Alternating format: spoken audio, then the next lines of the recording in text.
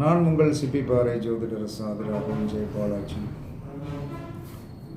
அதாவது விசாக நட்சத்திரத்தில் போய் பிறந்தவர். மூல நட்சத்திரம், பூரட்டாதி நட்சத்திரம், மிருகசீரிட நட்சத்திரம், ஆயில்ய நட்சத்திரம் காலத்திற்கும் இந்த 4, 11, 18, 22 நட்சத்திரங்கள் காலத்திற்கும் உங்களுக்கு வெற்றியை கொடுக்கும். இதை நீங்கள் பயன்படுத்த பெரிய வெற்றிகள் கண்டிப்பாக கிடைக்கும்.